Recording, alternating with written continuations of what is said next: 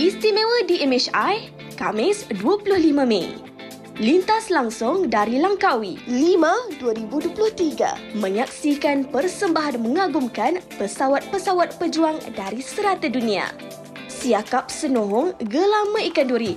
Apakah maksud di sebaliknya? Juga bersama sekumpulan orang gila dan Naim Daniel. Bohong gelama ikan duri. Cakap bohong lama-lama mencuri.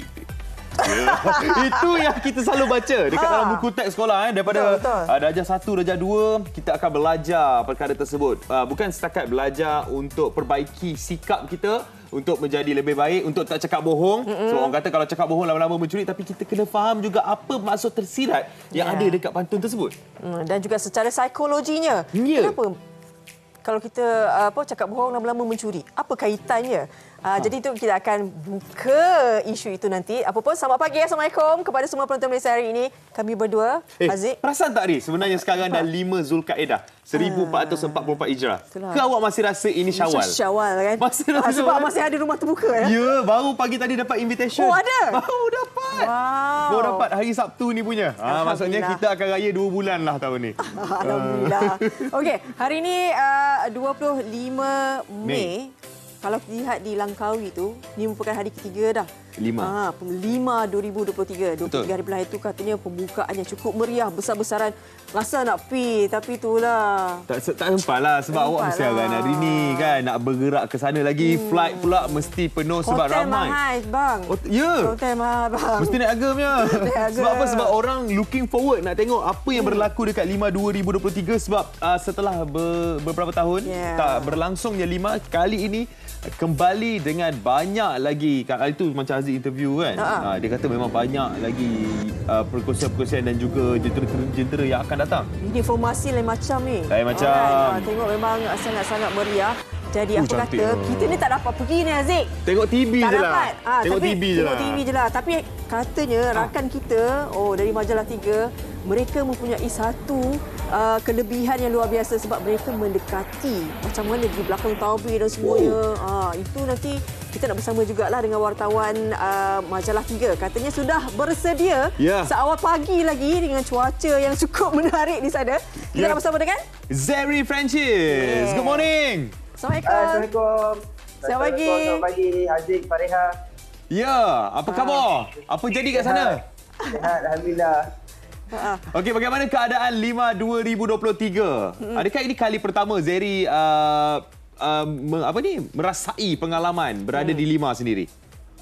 Ini kali kedua saya merasai situasi ataupun keadaan 5 ni. Kali pertama 2017. Dan pada ketika itu saya hanya datang balik hari, datang pagi, syuting untuk MSI juga pada waktu itu. Dan kemudian balik pada penerbangan waktu petang. Masa tu kita hanya rasa dapat pergi tengok pameran, tengok show sekejap pada waktu tengah hari, kemudian balik. Tapi untuk kali ini, untuk liputan untuk Majalah 3 pada kali ini, kami mula hadir bermula 9 hingga 11 hari bulan untuk satu latihan yang dipanggil latihan saret.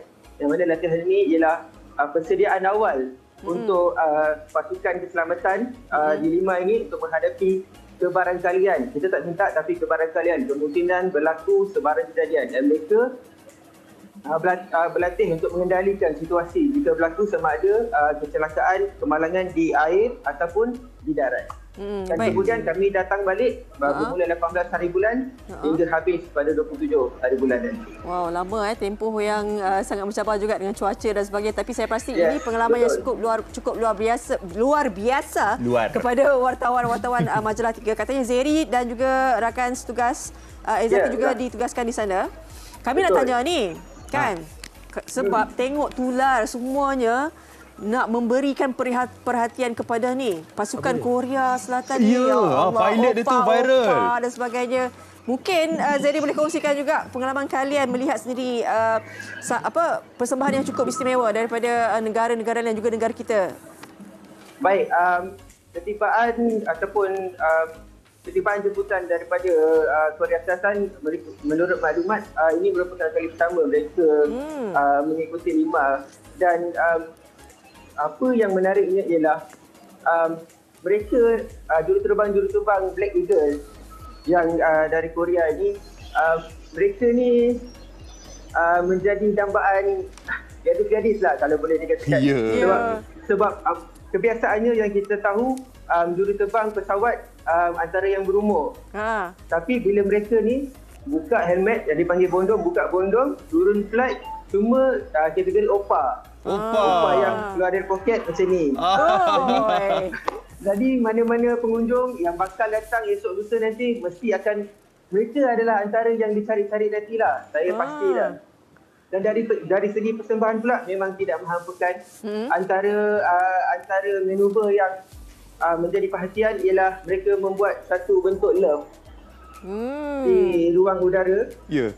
Dan juga simbol negara Malaysia, Korea. Dan itu selain daripada manuver yang mereka dari atas akan berpecah sambil mengeluarkan asap berwarna-warni, itu antara yang menarik perhatian. Sama juga dengan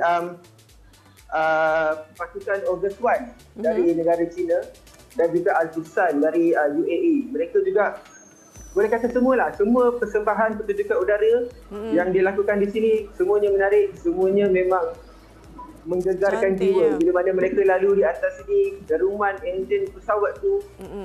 Tapi itu yang pesawat, itu adalah pertunjukan udara. Bagaimana pula dengan pertunjukan air? Pertunjukan air, mereka ada melibatkan bukan sahaja tentera laut, ada melibatkan juga polis marin, bomber, maritim, agensi penguatkuasaan maritim. Cantik. Dan saya turut serta pada waktu perasmian segmen maritim pada hari yang sama, dan pada waktu itu persembahan yang mereka lakukan sama juga pada waktu di sini, sangat menarik, melibatkan helikopter, bot, jet ski dan letupan jugalah. Dan yang paling menarik, kalau saya boleh kongsi sikit lagi, yang paling menarik ialah pada hari perasmian, pada waktu pembukaan tu, tim kami keseluruhannya, tim saya dan Cik Izzati, kami bersama-sama pada pagi itu untuk melakukan liputan di sebalik landasan sana, di mana di sana kawasan pyro team yang melibatkan firewall pada kemuncak persembahan tu, bila mana satu hornet FAT akan lalu dan akan meletupkan satu firewall yang sangat tinggi dan cantik yang saya rasa semua dah pernah tengok dekat media sosial. Okey, Zeri. Dah lalang Zeri ni, kita boleh langsung kat sana. Bagilah sikit kami sisi pandangan yang lebih luas lagi. Mungkin boleh bergerak-gerak ke, tunjuk sekarang kat belakang ke. Keadaannya macam mana? Okey, sekarang ini salah satu pesawat Hornet F-18. Depan mata dah dapat tengok tu. Dan pada sebelah kirinya adalah 8 buah pesawat T-50 yang digunakan oleh pihak Korea Selatan, kumpulan Black Eagle. Inilah kapal yang menjadi dambaan lah tu. Dambaan, betul. Pesawat dan juga terbangnya yang menjadi dambaan. Inilah dia. Paling dekat boleh pergi, Zeri, macam mana? Paling dekat awak boleh pergi. Kami boleh dekat lagi ni. Dekat sini ada restriction, kita tak boleh tekan dekat sangatlah. Okey. Zeri, dapat diiringi oleh pegawai untuk masuk dalam sana. Mana pegawainya? Dia lah. Itu. Boleh. Pusing je kamera tu, kita tunjuk siapa yang ada. Itu antara pegawai yang ada hari ni. Okey, jadi jadual untuk hari ni, apa yang akan berlaku lagi? Zeri. Okey, baik. Persembahan udara biasanya bermula pada jam 12 tengah hari hingga 2.30. Bergantung pada cuaca lah, tapi setakat 2-3 hari ni bermula pada 23 hari bulan, cuaca sudah kembali baik. Panas-panas ni lah yang korang nampak. Sebelum tu cuaca agak risaukan, kami risau sebab habis satu hari tu latihan untuk opening gambit terpaksa ditunda ke hari esok je kerana cuaca bermula awal pagi. Sudah sekali lebat dan kapal tidak boleh naik. Baik. Zeri, terima kasih banyak-banyak atas laporan yang diberikan. Tapi kami juga menantikan, mendambakan laporan kalian juga nanti nak melihat bagaimana laporan 5 2023 di majalah 3. Kita dapat tengok video-video yang awak bagi je. So jadi kita nantikan video-video yang cantik-cantik daripada tim Zeri yang berada di sana. Okey Zeri? InsyaAllah. Okey, selamat menjalankan tugas. Untuk penonton hari ini tak boleh datang lagi. Bermula esok. Pengunjung boleh hadir 10 pagi hingga 6 petang untuk Jumaat dan 10 pagi hingga pukul 5 untuk hari Sabtu, hari terakhir. Baik. Alright Zeri, kita jumpa lagi. Assalamualaikum. Terima kasih. Baik, terima kasih. Waalaikumsalam. Signing off. Bye. Wah, Okey, itu dia Zeri. Update yang sangat padat. Semua info Zeri bagi. Jealous ah. Gil. Sebab mereka mempunyai satu pas istimewa. Awak jealous sebab ada opa yang datang keluarkan Mini Love tu kan? Saya ada opa kat rumah. Dia besar macam ni. Dia tak yang Mini Love dia. Besar lebih lagi. Okey, tapi itu cerita mengenai Lima 2023 yang mana berada berdekatan dengan Langkawi. Yang boleh pergi ke Langkawi, pergilah. Rasailah pengalaman menyaksikan Lima tu depan mata. Bermula esok, maknanya orang ramai boleh menonton Lima 2023 hingga hari Sabtu nanti. Ya, betul. Yang pentingnya bawalah keperluan yang perlu dibawa seperti payung, kan? Panas kan? Air dan sebagainya. Sekarang cuaca kan? Kipas yang letak kat leher tu. Yang boleh letak kat leher tu kan. Tu pun kena bawa juga. Betul. Sejuk sikit. Tapi ada satu lagi cerita ni. Ri, ada satu tempat popular. Nama dia Kampung Jawa. Dia popular dengan kawasan beli belah barangan keperluan Dekat mana ni? rumah. Kat mana ni? Dekat Melaka. Melaka. Ya, so lebih 100 tahun tempat itu beroperasi. Pada 31 Mei ni tempat tersebut akan ditutup untuk memberi laluan kepada pembangunan projek baru. Jadi kita mungkin ramai juga ada ke Kampung Jawa kat Melaka? Ya. Kan? Mungkin ini antara laporan yang kami bawakan untuk kalian. Bagaimana sebenarnya? Adakah berlaku konflik dan sebagainya? Kan bagaimana legasi tu, warisan tu bagaimana? Ya, saksikan. jom kita saksikan.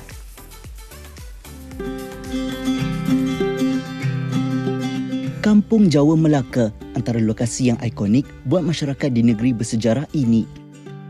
Popular sebagai tempat membeli belah barangan keperluan diri dan rumah, kawasan perniagaan legenda ini sudah beroperasi sejak lebih 100 tahun dahulu.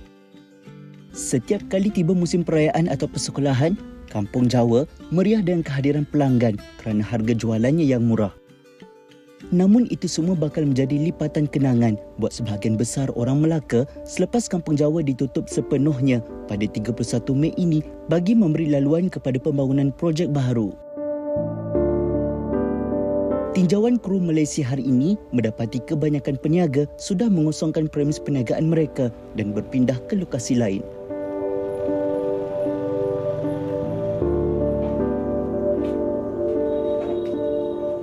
Ratna Rabain antara peniaga pakaian yang mempunyai pelanggan tetap daripada pelbagai peringkat umur dan bangsa. Mula berniaga sejak tahun 1982, wanita berusia 64 tahun ini tidak menafikan berat hati yang ditanggung untuk berpindah ke tapak baru. Dia juga terpaksa menerima hakikat bahawa suasana ceria dengan hubungan akrab antara pengunjung serta peniaga dari pelbagai bangsa bakal berakhir menjelang penghujung bulan ini. Terlalu sedih kenang-kenangan tu. Kadang-kadang kawan-kawan, kalau bila dah sewa kedai satu orang ni kat sini kat sana, jadi macam termenunglah jadinya kita tak ada kawan. Kalau sini adab-beradab kan. Dia pandang kita, kita pandang dia. Walaupun meniaga tu bersaing tapi seronok. Besok meniaga dah seorang-seorang kan, kalau orang tak ada minat nak beli barang kita, orang takkan datang. Jadi kita dah kesunyian lah.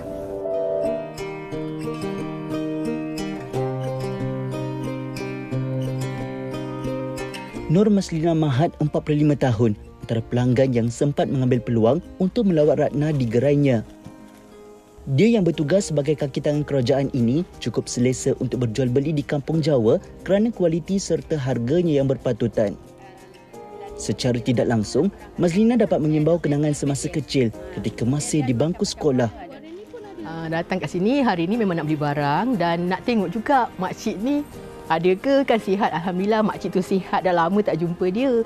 Akak datang kat sini kedai makcik ni start daripada akak kecil-kecil dulu.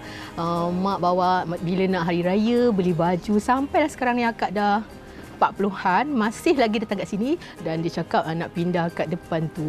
Jadi rasa macam sedih juga sebab kita dah tak ada lagi benda yang kita rasa macam nak jadikan satu legend tau. Peniaga kasut dan beg sekolah David Yo turut terkesan dengan penutupan Kampung Jawa.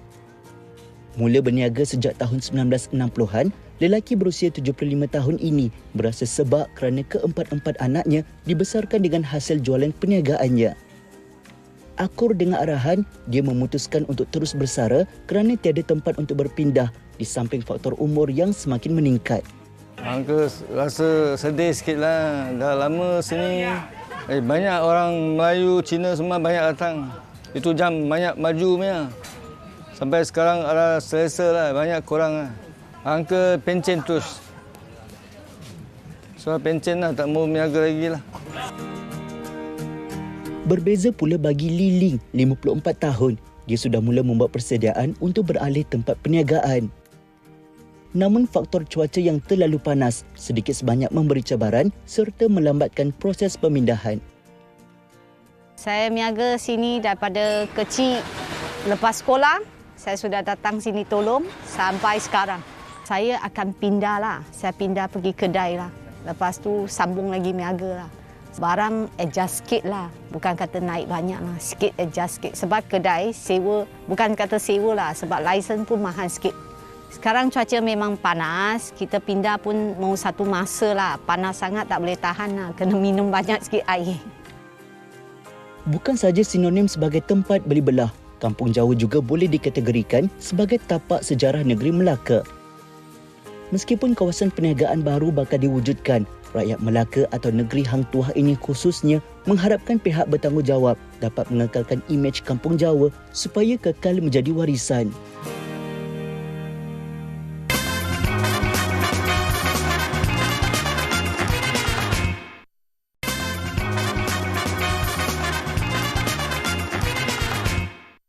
Cakap senohong lama ikan duri.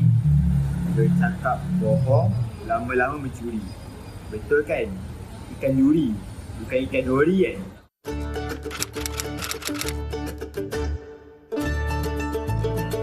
Memang pernah dengar daripada sekolah dulu. Dia menggambarkan sikap seseorang.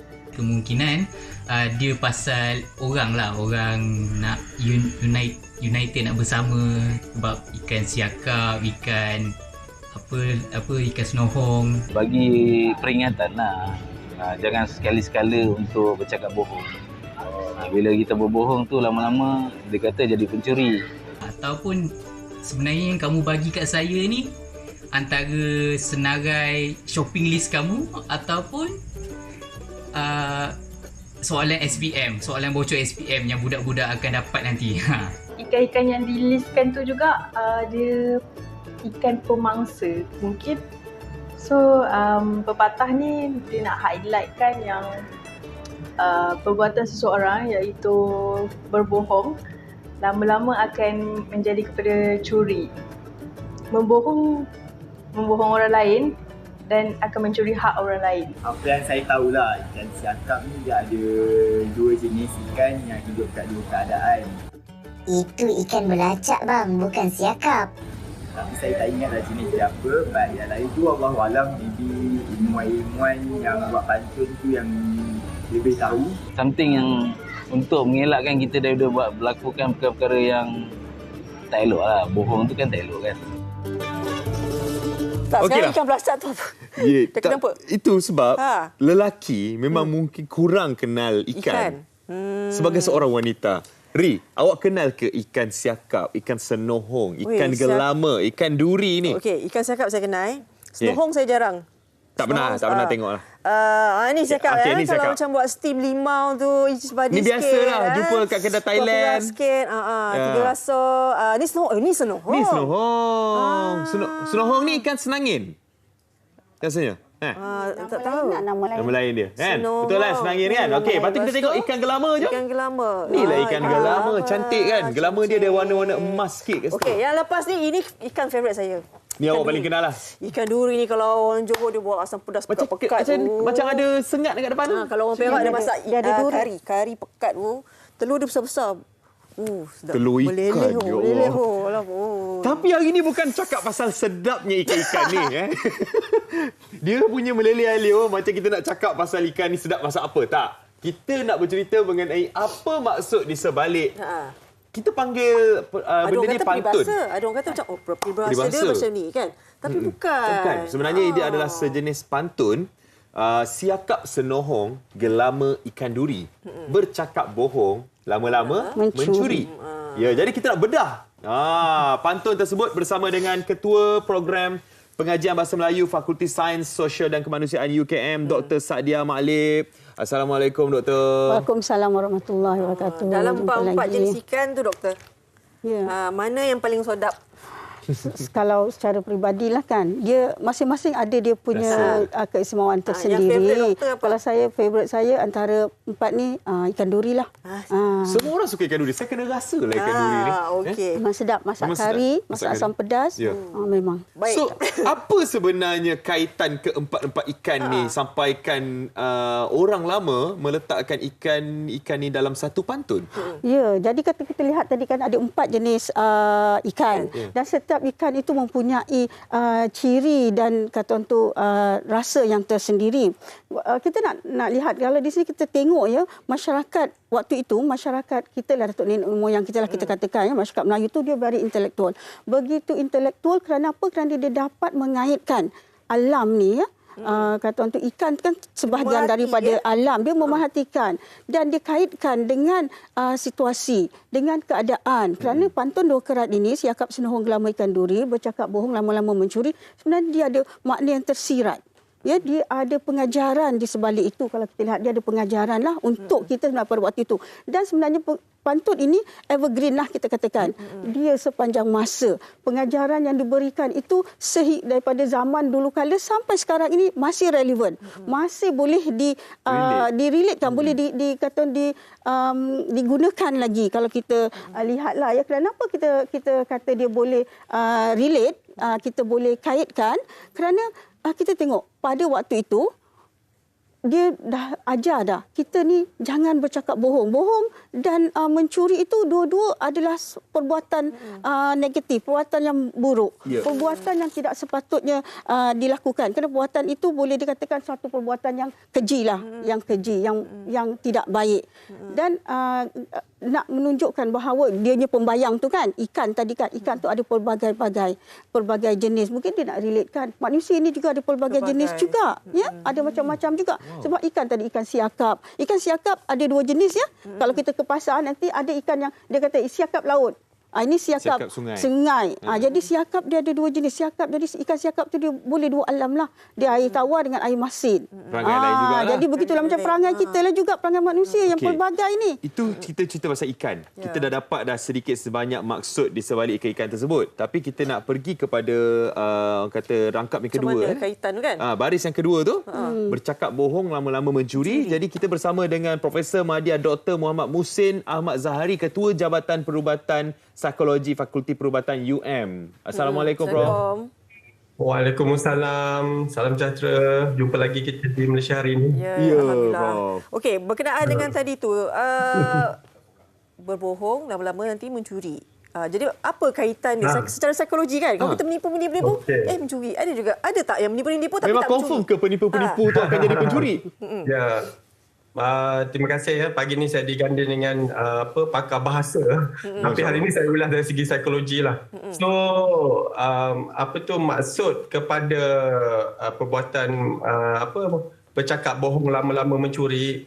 Sebenarnya kalau dilihat kedua-dua ini adalah satu sikap negatif dalam masyarakat dan kalau dari aspek psikologi yang paling hampir kita kata macam seseorang ada, saya cakap sekali 2 bohong tu mungkin tak tertakluk pada satu tabiat seseorang, tapi kalau berterusan dia jadi satu tabiat, dia jadi satu bentuk personality atau karakter, macam orang yang kita panggil antisocial personality. Dia memang berpotensi atau cenderung untuk bercakap bohong. Mula-mula kali pertama dia takut nak bohong ni, terutama perkara besar. Tetapi apabila sekali 2 dia terlepas apabila dia cakap bohong, orang mungkin tak dapat kesan, dia akan menjadi satu keseronokan. Terutama dia menipu dapat duit banyak lah dan sebagainya selepas itu. Jadi dia akan menjadi satu, saya rasa tak sihat juga, tapi motivasi untuk orang tu terus melakukan yang kedua dan yang ketiga dan seterusnya. Jadi sesiapa yang ada kecenderungan anti-social personality ni, dia bukan sekali, dia akan buat lagi, dia buat lagi. So jadi dia berbohong dan perbuatan berbohong tu akhirnya macam bohong pasal wang, bohong pasal keadaan. Dia akan mendapat sesuatu dari situ lah. Jadi apa yang dia dapat tu sebenarnya satu quote unquote macam benda yang dicuri lah, sebab nak sampai ke tahap itu pun dia menipu. Jadi apa yang dia dapat tu dia anggap macam mencuri lah juga akhirnya. Macam tu. Okey. Itu mungkin kita boleh faham dari segi direct terus kita boleh faham maksud apa yang berlaku dalam baris yang kedua tu. Tapi kita nak cerita mengenai brilliantnya, pandainya orang zaman dulu ni untuk relatekan ikan-ikan ini, lepas tu bawa kepada satu pengajaran, situasi. Jadi bagaimana? Jadi itulah kita sebutkan tadi ya, kita dah sebutkan awal masyarakat kita lah orang Melayu zaman dulu ni kan, memang mereka begitu kata untuk intelektual, kata orang tu bukan, mereka memberi pengajaran secara tidak langsung melalui pantun, melalui peribahasa. Jadi kita banyak pantun-pantun pengajaran yang antara boleh lain tu? Misalnya contohlah, contoh pantun 2 kerat saya berikan misalnya ting ting kereta lembu. 5 sen macam 1000. Mungkin generasi sekarang ni kuranglah mendengarkannya, tapi itulah dia realitinya. Jadi apa maksud dia di situ? Jadi dia ting ting kereta lembu kan. Jadi kereta lembu zaman dulu dia ada bunyi, ada loceng kling kling kling kling kling kan. Jadi tengok begitu pintarnya mereka pada waktu itu melihat, mengobserv, kata tu dengan memperhatikan mereka boleh memberikan ini tadi kita kata pembayang lah bagi pantunnya. Kemudian ada maknanya pula tadi kalau kita nak bagi contoh tadi jadi dia minta contoh 5 sen macam 1000. Jadi 5 sen macam situ dia membawa ada kata makna di situ. Ada makna tersirat. Jadi di sini kita lihat dari sudut mana. 5 sen tu macam 1000 maksudnya 5 sen tu begitu berharga. Jadi walaupun dia 5 sen tapi dia memberi kata makna kepada seseorang. 5 sen macam 1000. Itu dah jadi kedekut pun boleh, kata orang tu dia berjimat pun boleh, dia menghargai pun boleh juga. Kita lihat dari sudut mana. Begitu tapi maksudnya di sini dia memberikan makna di sebalik pantun itu. Jadi inilah dia kreativiti masyarakat pada waktu itu berkias lah. Berkias. Ada makna di sebalik apa yang diberikan dalam pantun itu. Kalau kita cakap kat generasi baru takut tak faham. Betul. Banyak kali cakap tak faham. Itu yang straightforward tu. Betul. Prof, kita nak tanya ni. Tadi dah cakap berkenaan dengan bagaimana dari segi dua-dua tu adalah sikap yang negatif. Bersaling kait lah kan. Menipu, lama-lama mencuri. Kalau kata benda ni kan, Prof kata ketagihan tu. Mungkin antara zaman sekarang ni kita boleh relate scammer ke kan, sebab benda-benda scam ni yang berlaku sekarang ni Prof, yang memang banyak. Kalau cakap pasal scam ni hari ada orang telefon scam. Betul. Saya rasa macam elemen scammer ni memang satu bahagian daripada apa tu yang dikatakan menipu lah sebenarnya kan. Jadi orang yang terlibat dengan scammer ni biasanya orang yang yang mungkin suka, dia happy untuk memperdayakan orang lain, menipu orang lain dan menggunakan kesempatan dari aspek psikologi lah untuk supaya orang transfer duit dekat dia, ataupun love scam pun boleh jadi kan, menipu orang lain supaya kawan rapat, romance scam semua ni. Jadi semuanya adalah aspek memperdayakan orang lain. Jadi bila disebut menipu tu memanglah sebenarnya berlaku dalam konteks sosial, sebab sekali dua mungkin walaupun kita kata menipu tu kita kena jauhkan, dan pepatah Melayu daripada awal dah katakan ini ada satu tabiat yang sangat buruk. Saya tak tahu berkurang lama dah kita memahami keadaan ini, tetapi masih berlaku. Tetapi kalau dilihat dengan tekanan hidup sekarang kan, yang scammer ni mungkin ada aspek lain juga, dia ada memerlukan wang dan sebagainya. Tetapi saya rasa yang ditanya berkenaan ketagihan ni, dia jadi scammer dan ketagih sebab pertama macam saya kata dia ada keseronokan. Mula-mula dia terdesak, tetapi keseronokan tu akan menjadi satu daya untuk berterusan bertindak sedemikian sehingga satu menyebabkan ketagihan. Dan saya tak nak sebut saat ini satu pekerjaan bagi mereka lah. Betul. Jadi ini sebenarnya progres daripada sebenarnya kelakuan individu, tetapi akhirnya menjadi satu budaya negatif dalam masyarakat di mana budaya memperdayakan orang lain, scam ni menjadi satu kejadian kebelakangan inilah di zaman ini semenjak ada social media dan sebagainya. Baik. Okey, Tipu sunat jadi tak apa ke? apa dia? Tipu sunat macam mana tak apa? Tipu sunat tu. Ni tengah belajar pasal tipu sunat sekarang ni. Jangan tipu sunat, nanti mencuri hati. Okey, Prof, kita nak ucapkan terima kasih kepada Profesor Madya Dr. Muhammad Muhsin Ahmad Zahri kerana sudi bersama dengan kami pagi ni, Prof. Terima kasih banyak, Prof. Sama-sama. Jumpa lagi. Assalamualaikum. Waalaikumsalam. Ya, okey, itu kita dah tahu dah sedikit sebanyak mengenai maksud pantun ini. Tapi kalau kita nak relatekan dengan apa yang berlaku zaman sekarang ni, kalau nak gunakan ayat-ayat ni kita dah jarang kita jumpa apabila mereka menggunakan ayat-ayat yang berkias seperti ini. Sebab itulah kan pantun-pantun, peribahasa, bidalan semua perlu kita untuk jaga, perlu kita ketengahkan kepada masyarakat sekarang, terutama generasi muda yang sudah kurang. Ya, kalau zaman waktu saya pantun, dua kerat ini, peribahasa memang sudah menjadi harian. Ya, pengalaman saya lah, arwah bapa saya selalu menceritakan, memberi pengajaran berdasarkan pantun dua kerat ini. Sebab tu tadi saya beri contoh ting-ting kereta lembu 5 sen macam 1000, kerana itu daripada cerita yang pengajaran yang diberikan oleh arwah bapa saya. Dan begitu juga siakap senung gelama ikan duri. Ini bila diminta saya bercakap tentang ini, saya rasa tak ada masalah sebab saya ada pengalaman yang mana arwah bapa saya sudah bercerita berdasarkan pantun dua kerat ini kepada kami adik-beradik bertahu pentingnya untuk kita tidak melakukan perbuatan buruk, terutama bohong. Lama-lama akan mencuri. Jadi waktu itu dia relate kalau cerita zaman waktu itu. Tak ada scammers lagi kan. Tapi sekarang ni tipu lain. Tapi sekarang ni kita dah ada scammer ni, kita boleh relatekan. Scammer ni bermula dengan menipu lah, bermula dengan berbohong. Daripada berbohong pada menipu tu terus mencuri. Mencuri dari sini kiasannya ialah dia menipu, kemudian dia dapatkan duit orang. Dia dapat duit orang tu mencuri lah namanya. Tanpa keikhlasan, tanpa kebenaran orang itu kan. Dia curi begitu. Mungkin pantun yang sebegini kan, kita boleh jadikan mungkin artis-artis baru ni nak buat lagu, orang guna untuk ketengahkan. Baik, Dr. Saadiah Mak Alif, terima kasih banyak-banyak di atas perkongsian ini. Baru tahu baru kita tahu macam mana ikan gelama, ikan senohong. Saya pun baru belajar pasal ikan kan. Jadi itulah kita baru tahu yang ikan-ikan ni sebenarnya sedap ikan duri tu. Okey, dan perlunya untuk kita jaga warisan kita ni, kita cuba untuk gunakanlah pantun ni. Okey, jadi Ri, untuk kita berehat ni bagilah pantun. Ting-ting masa dah habis, kita kena berehat sebab lepas ni ada yang lain. Contohlah. Okey. Tak kena pembayang dan masuk ni tak kena kan. Jadi kita ada pembayang dan masuk, ada rima sebenarnya. Okey, contoh kalau kita kata kita nak berehat seketika. Saya dah. Saya buatlah. Okay. Tengok TV jangan sampai terleka. Jom kita rehat seketika. Ya. Boleh. Alhamdulillah. Lulus.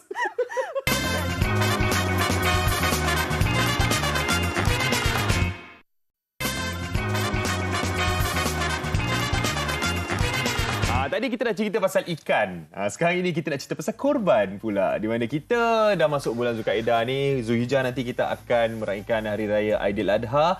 Jadi ibadah korban dijalankan pada bulan tersebut. Jadi kepada anda yang ingin melakukan ibadah korban, bolehlah consider untuk bersama dengan Kurban for Ummah. Ada satu kempen yang dibawakan oleh Pertubuhan Peduli Insan Malaysia. Assalamualaikum, kita bersama pengerusinya Encik Muhammad Luqmanul Hakim Muhammad Rizwan.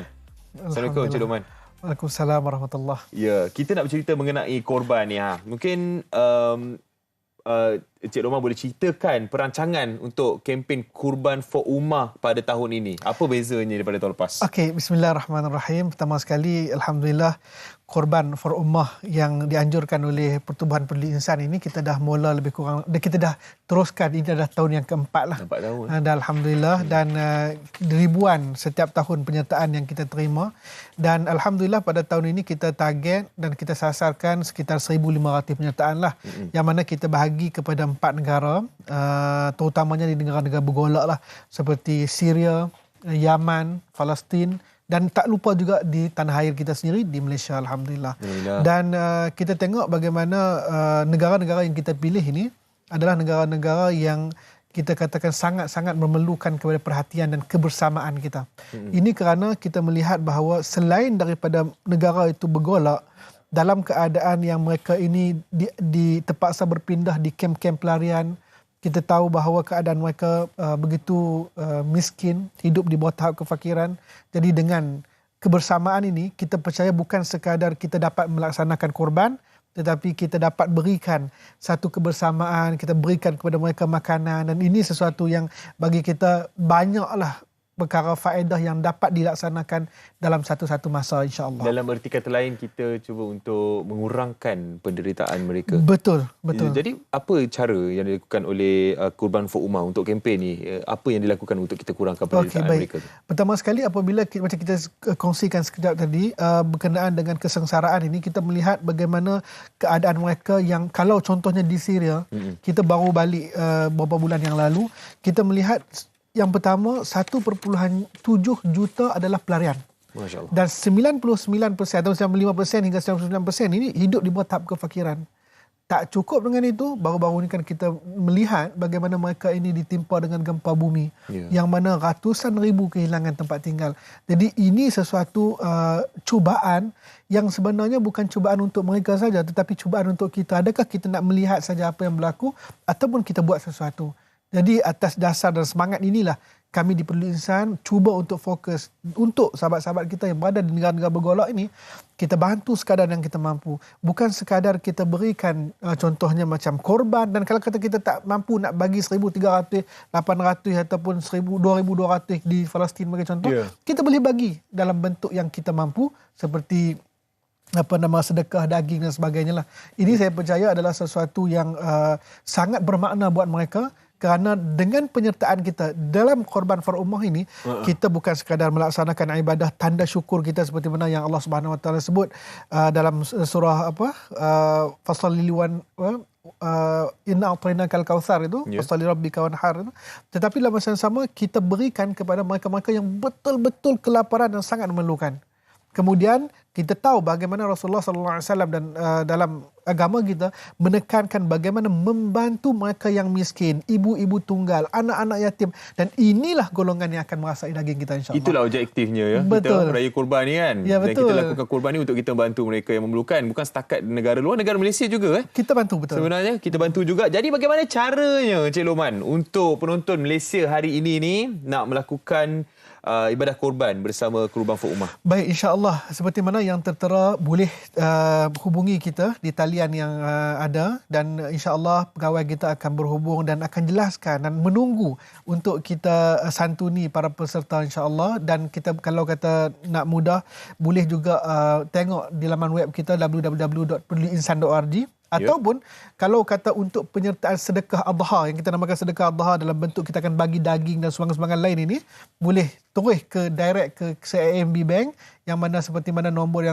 akaun yang tertera. InsyaAllah duit ini, sumbangan ini kita akan bagi. Mungkin ada sebahagian tak mampu untuk bagi satu ekor, mungkin satu bahagian daripada haiwan-haiwan itu dapat kita berikan, insyaAllah. Ya, tapi mungkin ada juga yang macam sanksi. Ada video ke kan? Macam mana nanti bila kita dah buat ibadah kurban tu, ada bukti tak yang kita akan dapat? Okey, baik, insya-Allah. Bukan sekadar itu, Peduli Insan sebenarnya memiliki ladang sendiri. Binatang-binatang tu dah tersedia, tunggu nak bagi kat siapa yang nak menjadi pemilik baru dia, insya-Allah, untuk kita korbankan. Dan dalam proses itu nanti kita akan berikan video, poster, sijil, insya-Allah. Dan nanti sebarang pertanyaan dan sebarang keraguan boleh terus hubungi dan boleh tanya kepada kita, dan insya-Allah kita akan sediakan jawapan-jawapan dan kita tunjukkan bukti bagaimana kita kata peserta-peserta terdahulu yang dah berpuas hati, dan insya-Allah saya percaya ini sesuatu yang memberi makna bukan kepada para penerima tetapi para penyumbang sama kita, insya-Allah. Ya, masya-Allah. Jadi telus Memang semua nampak. Semua nampak, insya-Allah. Jadi kepada anda semua yang ingin melakukan ibadah kurban, bolehlah consider.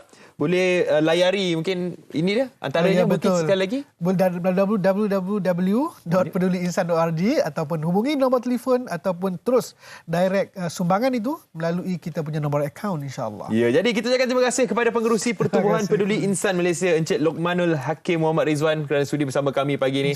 Ya, insya-Allah ramai yang akan join ibadah kurban bersama Kurban for Ummah. Alright, jadi kita nak berehat seketika. kembalinya kita selepas ini, kita akan ada juara AJL SOG, sekumpulan orang gila yang akan bersama dengan kita. Kejap lagi, kita rehat seketika, kembali selepas ini dalam Malaysia Hari Ini.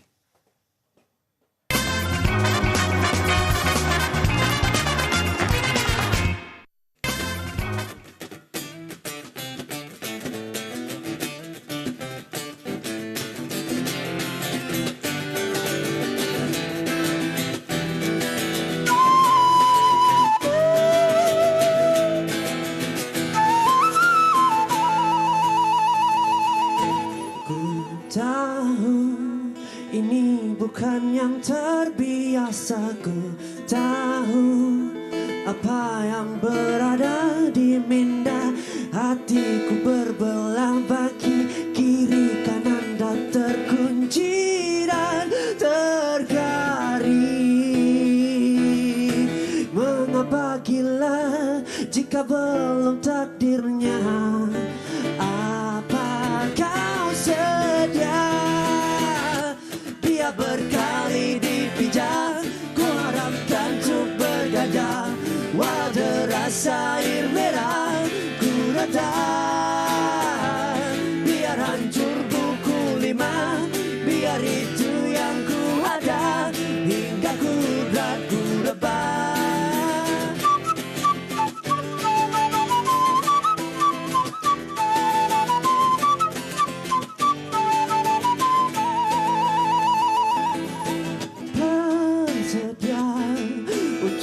Malah memburu raja, apakah kau dan aku jadi saksinya? Jeritlah pada Tuhanmu, kepaskan segala luka yang membiru. Biar berkali dipijak, ku haramkan untuk bergajah. Walau derasa air merah, biar hancur buku 5, biar itu yang ku ada, hingga kudratku rebah.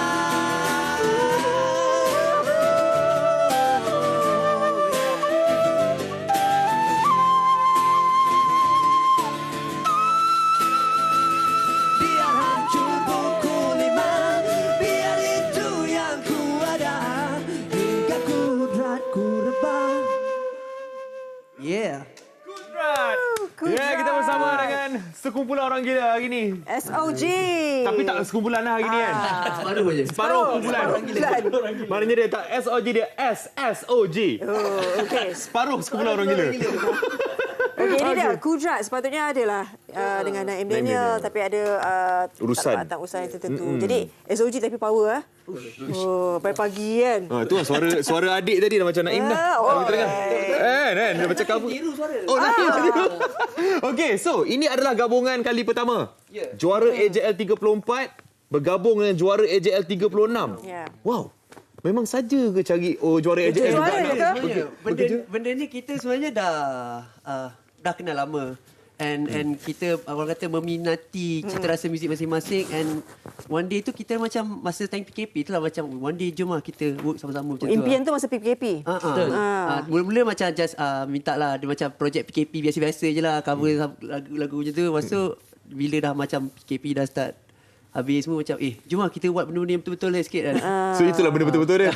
Jadi betul-betul. Dah macam main-main kan kat luar. Jom kita buat benda betul-betul. So lagu ni, lagu Kudrat ni bila dibuat ni?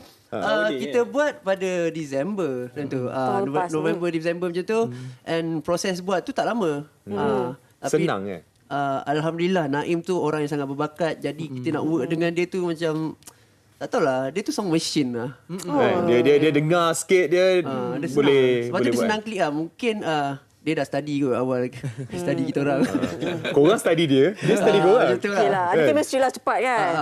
Okey, sebelum tu mungkin macam Hazim ni tak payahlah cakap semua artis dia tahu. Okey. Tapi untuk Emil Shah ni mungkin kata, SOG, nak tahu juga, nak berkenalan juga nama. Okey, dia nak berkenalan. Dia kata, kembar dia orang ni. Kembar kan? Kan? Sebenarnya dia orang kembar 3. Oh, kembar 3. Okey. Kembar yang pertama. Kembar yang pertama. Saya Anchor Rizwan, pemain ni lah. Seruling, tiup-tiup.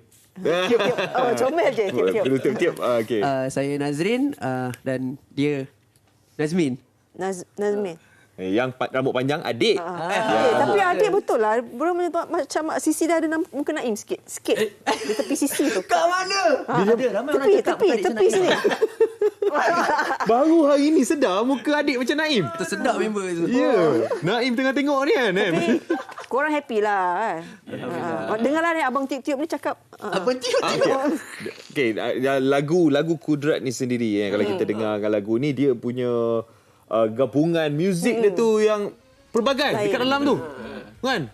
Daripada rock lah, pop lah, masuk traditional. So mungkin boleh cerita dalam ideologi dia sendiri. Ideologi pada asalnya kita buat lagu tu memang kita ada in mind yang kena dengan cerita yang Naim sebelum ni pernah berlakon. Lepas tu kita ada sebab dia ada bersilat lah apa semua. Kalau dengar balik original ada bunyi serunai, ada bunyi seruling. Sebab SOG memang kita ada bunyi seruling dalam benda-benda yang kasar ni. Orang kata muzik-muzik kasar tiba-tiba lah ada seruling. Yalah, kalau dengar lagu-lagu SOG sebelum ni dia akan ada screamo. Tiba-tiba lembut balik.